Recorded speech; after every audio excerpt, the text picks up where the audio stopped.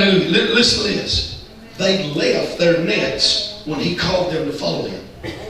Now today, we don't have a supernatural grace that's being preached. It's a superficial one. It's demonic. Come on, somebody. It ain't the grace of God. Why? Because it tells me I can have his grace and I can follow him and bring my sin on along with me. Remember Luke 8? Man at Gadarene, demon possessed, running around through town naked. Look at your neighbor and say, you might have a devil if you run around naked in front of you. Some people's naked with their clothes on. You know, and that makes me want to preach on that a little bit. In John 21, verse 7, the Bible said, when Jesus had come and died in verse 12 from the seashore, resurrected Jesus.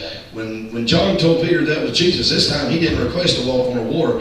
He just, the Bible said, girded himself with his fisher's coat, for he was naked, and he jumped in.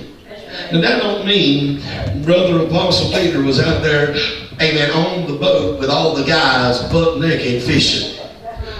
What it means in biblical times, if you wore your loincloth, and that's what the men did, somebody said that was okay, it was men and men. They were out there and it's hot and it's sweating and they were just in their shorts, so to speak. Right? Amen. But when he heard Jesus call him from the beach, somebody shouted at the beach. Somebody shouted, he covered up his flesh. He jumped in the water and swam to Jesus. And the Bible clearly said in John 21:7, he was naked. Now he worked, look at your neighbor and say, he worked butt naked. But he was close enough, so God said he was naked. That proves to me, in God's eyes, you can be naked and not be butt naked. Look at his neighbor and say, shout him down when he's preaching in the living room. Praise you, Jesus. In other words, you can dress so seductively with so little that you can be naked with your clothes on. Now, I ain't got nothing wrong with skinny jeans as long as you're skinny, but most of us, let's face it. We're not saying. Anybody here, Holy Ghost? I'm just being real. Listen,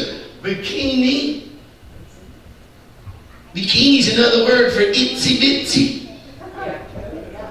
You can go in the department store and over in one section in the ladies' department, they'll have panties and bras, that's what they call them, but you can go right over during summer and spring and you can find, amen, the bikini swimsuit section, and the only difference between the panty and the bra and the bikini, amen, is the name.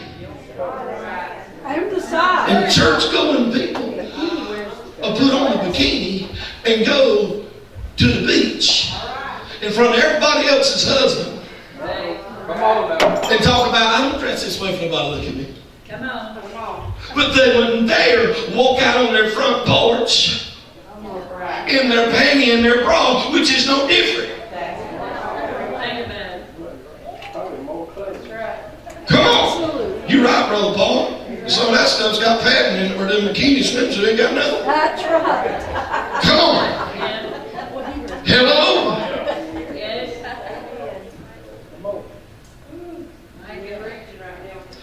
Listen, ladies, if you dress sexual, inviting like that, guess what? That's all you invite is a sir that wants to have sex.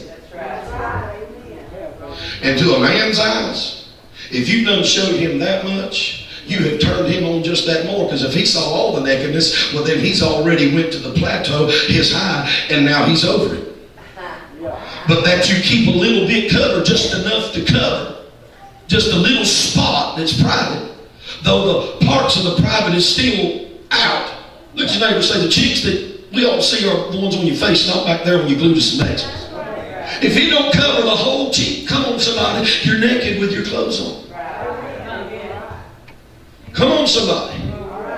If it's hanging out up here, you're already naked to a man. And let me go a step further, you're naked in God's eyes. Brother Mark, you just messed up my beach going.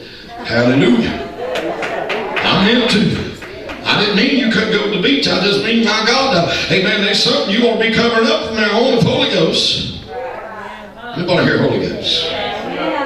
don't dress that way for nobody to look at me. And the devil is a liar. That's right. If your husband had enough nerve in him, he sure wasn't like every other man looking what belongs to him. That's right. Come on, somebody. Hallelujah.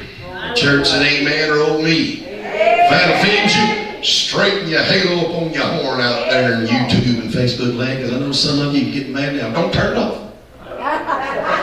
Amen. Just put something on.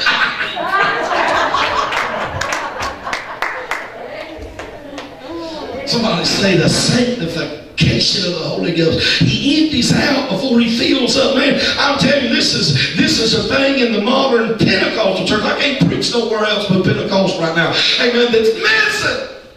Come on. It should be missing. And I'm not telling you that your salvation is in what you dress like. I've seen witches look like they just come off of the latest episode of Little House on the Prairie.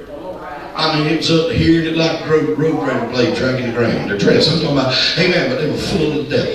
If you was mean as a junkyard dog, come on somebody, you speak in tongues on Saturday morning, like you're mad, you come any other time. You didn't get saved. Right. Come on. That's right. But at the same time, we ought to be different.